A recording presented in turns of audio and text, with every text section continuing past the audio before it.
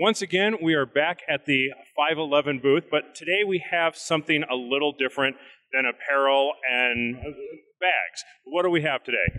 I'm John Paul from JP Enterprises, and 511 approached us early last year, and they wanted to co-brand a rifle, and they selected JP Enterprises as the rifle that they wanted to associate with, and we're very honored about that because 511, as you know, is the complete innovators in their product line and their quality, and their innovation comes directly from the end user, which is really our model too. Is the design of our rifles and the technology we put them in is really a direct result of my shooting experience and the experience of all the JP team members who shoot at the professional level. Yeah, well, sometimes when a company comes out with a rifle or a gun for the first time, it's usually an entry level, and this is not an entry level gun.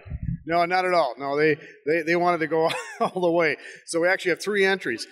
What you see here is our SCR-11, which is a completely machine-from billet receiver system, and it features a side charging system. This is an all-out competition rifle configuration. Now, we also did one of our all-out duty configurations for them on our forged receiver rifle, which is a little bit less expensive than this, but should really appeal to the law enforcement market. And then finally, we have one of our LRP-07s, which is a large format 7.62 rifle in a long-range precision setup. This will all feature the storm gray palette coloring and the dual logoing, and the always be ready insignias on here, backup iron, so a complete package. Now, if you're taking a look at this, you're going to notice a few things right off the top. Well, the side charging handle, really cool, works well whether you're right or left-handed. I'm right-handed, left-eyed, totally confusing. But looking inside the shroud here, you don't see the barrel. You see some, looks like cooling fins. Right. I was watching a World War I movie one day, and I saw this Lewis gun, and it had these fins on the barrel. I says, we have to do that. So we incorporated that on our barrels, and actually it worked fantastic, much more effective than fluting. Actually 700% more surface area on the barrel where the heat's actually generated. Now for them, we did something special. We actually touched this up with the fins in the orange, 511 orange color. So here you got a complete race gun with a little bit of color flash in there under the handguard.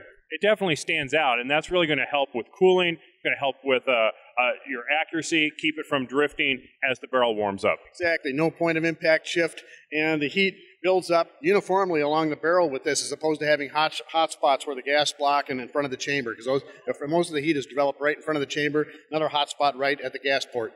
Now, one of the things that I noticed just in the ability to dry fire here was that trigger.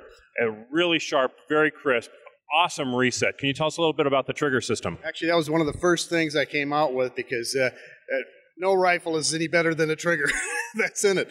And ironically, I had a retail store for 13 years, and I would literally not have one of these rifles on my shelf. I hated them until finally I took one in on trade one day and started playing around with it and realized how much potential it actually had.